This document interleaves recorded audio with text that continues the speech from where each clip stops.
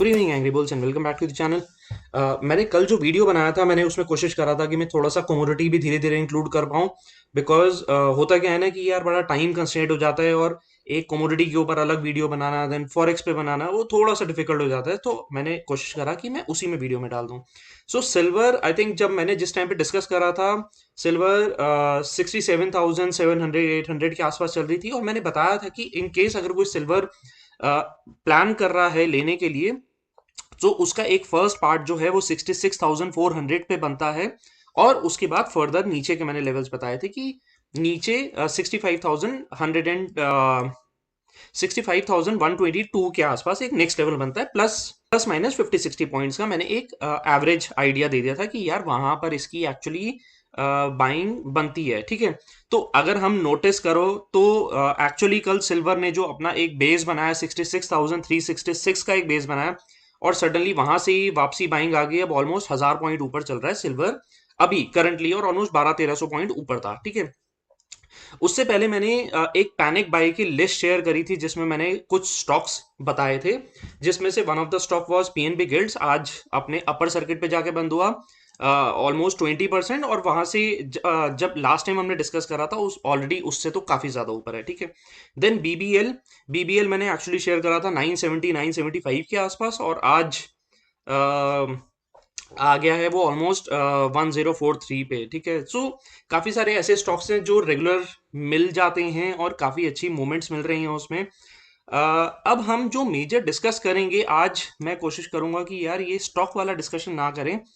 Let's just discuss कि actually budget पे क्या हुआ। बैंक निफ्टी पर आ जाते हैं एंड लेट्स सी कि एक्चुअली यार ये बजट पे इतनी बड़ी कैंडल की क्यों मूवमेंट आई। तो हमारा बैंक निफ्टी जो था वो बेसिकली 8.5% ऊपर जाकर के बंद हुआ। ठीक है, काफी बड़ी मूव थी।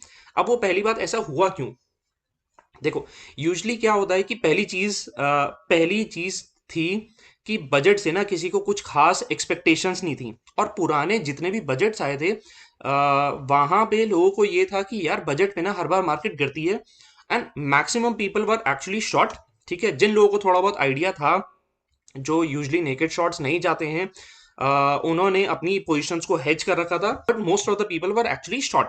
ठीक है, वो एक्सपेक्ट करके चल रहे थे कि यार मार्केट थोड़ा सा एक पुश देगी और उसके बाद फिर एकदम सडनली मार्केट गिरने लग जाएगी, बट ऐसा हुआ नहीं।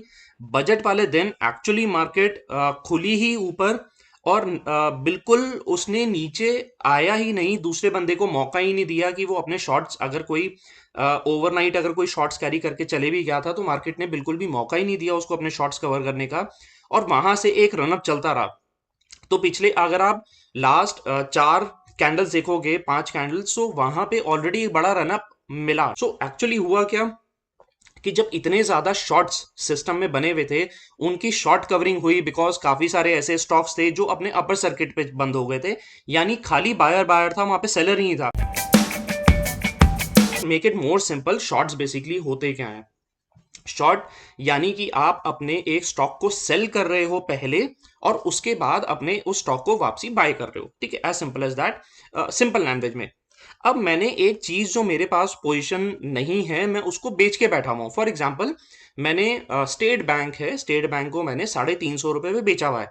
मैं एक्सपेक्ट करके चल रहा था कि स्टेट बैंक जो है 350 रुपए से वो नीचे गिरेगा और 320-325 रुपए के आसपास आएगा तो मैं वहां पे कवर कर लूंगा। ठीक है, बट ऐसा नहीं हुआ। स्टेट बैंक लेट से कि 380 रुपए चले गया। 380 रुपए पे मेरे को लगा कि अब मैं अपने शॉर्ट, जो मैंने पोजीशन को शॉर्ट कर रखा है, मेरे को उसको कवर भी तो करना है ना, मैं उसको बाय करूंगा। अब मैं बाय करूंगा तो ऑलरेडी स्टॉक ऊपर जा रहा है, फर्दर उसमें बाइंग आनी शुरू होगी तो स्टॉक और तेजी से ऊपर जाएगा, यानी वो इतनी तेजी से ऊपर गया कि स्टॉक में अपर सर्किट लग गया और वहां पर जो शॉर्ट सेलर्स थे वो जल्दी कवरिंग करते रहे और जो बायर थे वो धीरे धीरे और माल बाय करते रहे, तो काफी उस वजह से काफी ज्यादा तेजी आ गई। अब एक्चुअली बजट के अंदर क्या क्या इंपॉर्टेंट चीजें आई, ठीक है। सो सबसे पहली चीज, कोई भी जैसे लोग एक्सपेक्ट कर रहे थे कि कोई नए टाइप का टैक्स आ सकता है, कोई कह रहा था कोरोना का ऊपर टैक्स आ जाएगा, जीएसटी में चेंजेस आ जाएंगे। ठीक है, यूजली जो पुराने बजट्स आए हैं कहीं ना कहीं डीमोनेटाइजेशन को रिलेटेड चीजें आ गई थी, या कोई नए टैक्स रिफॉर्म्स आ जाएंगे, तो बहुत ज्यादा एक्सपेक्टेशन इनके ऊपर थी कि यार कुछ भी 1% नेगेटिव चीज आना भी लोग बहुत ज्यादा एक्सपेक्ट कर रहे थे कि यार कुछ ना कुछ तो नेगेटिव आएगा। बट इस बार का बजट कुछ ऐसा स्पेशल बजट आया कि यार वहां पे नेगेटिव चीजें नहीं थी। पोजीशंस लोगों की बहुत ज्यादा अगेंस्ट खड़ी भी थी मार्केट के, और वो मार्केट ने उसको पूरा स्क्वीज कर दिया। ठीक है। इंपॉर्टेंट और कौन कौन सी चीजें आई हैं, ठीक है। पहली इंपॉर्टेंट चीज आई है कि मैं मार्केट रिलेटेड चीजें बताऊंगा, बिकॉज बजट के अंदर वैसी भी बहुत सारी चीजें थी।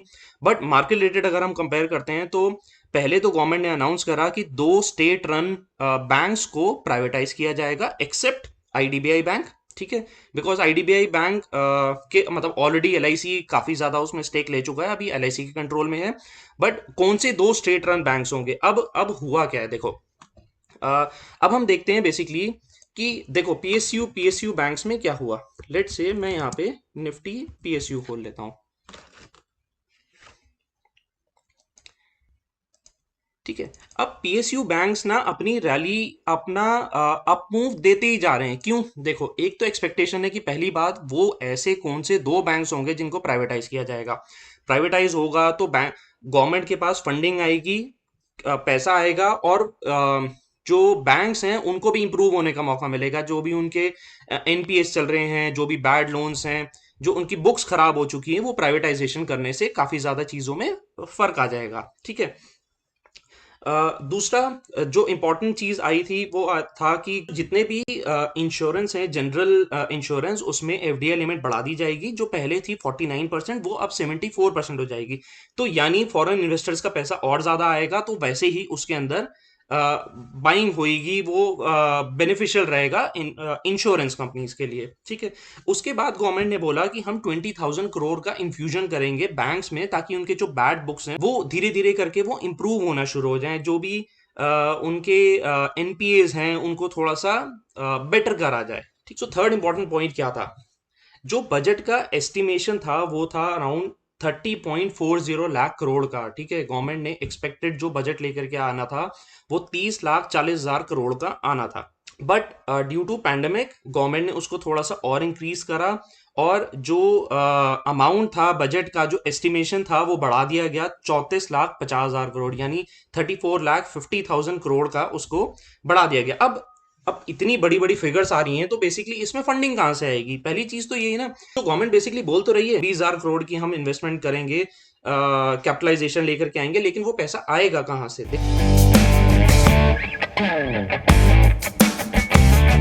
तो जो पैसा आएगा बेसिकली वो डीएफआईज के थ्रू रेस करा जाएगा।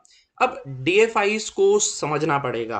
डीएफआईज बेसिकली क्या होते हैं? डेवलपमेंट फाइनेंस इंस्टीट्यूशंस होते हैं, जो कि होते गवर्नमेंट के अंडर ही हैं, बट वो नॉन कमर्शियल यूज के लिए होते हैं। जो आप हम ऐसा कह सकते हैं कि गवर्नमेंट के बिहाफ पे वो पैसा रेज करते हैं, और फिर वो उस तरीके से गवर्नमेंट उसको इन्वेस्ट करती है। ठीक है।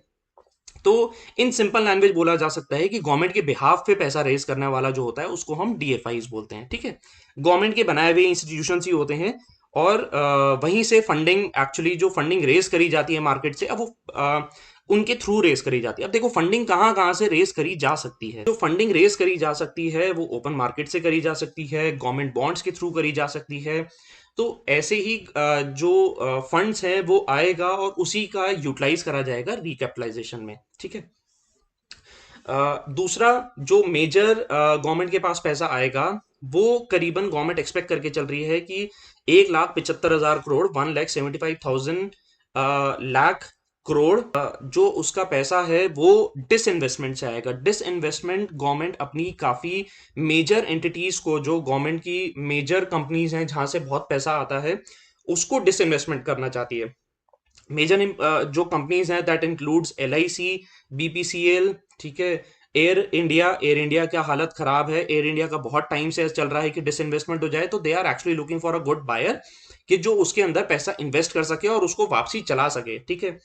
वैसे ही है कॉनकोर, कंटेनर कॉर्प, और बाकी काफी सारी ऐसी कंपनीज हैं जहां से कि गवर्नमेंट को एक्सपेक्टेड है कि 1,75,000 करोड़ का फंडिंग आएगी। तो अगर हम कंपेयर करते हैं मार्केट साइड में, तो अगर इन पर्टिकुलर कंपनीज का डिसइन्वेस्टमेंट होता है, वहां पर फंडिंग आती है, तो इन स्टॉक्स पे कहीं ना कहीं पॉजिटिव इम्पैक्ट रहेगा। सेकेंडली, जैसे मैंने आपको लास्ट टाइम बताया था कि टैक्स रिलेटेड कोई बड़ा कोई कैपिटल गेन टैक्स या कोई सिक्योरिटी ट्रांजैक्शन टैक्स, कोई कोरोना टैक्स, ऐसे कोई भी टैक्स नहीं आए, तो लोगों की मेंटालिटी थी कि यार कुछ ना कुछ बुरा अनाउंस होगा और स्टॉक मार्केट गिर जाएगी।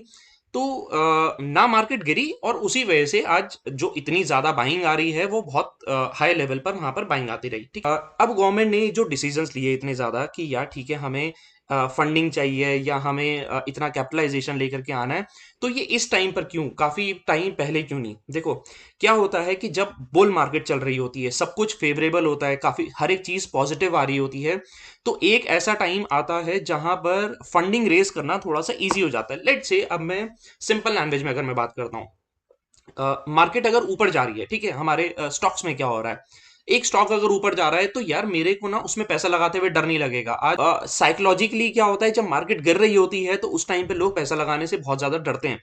तो इस टाइम पे बेसिकली पैसा रेज करना बहुत ज्यादा इजी होता है, फर्स्ट थिंग।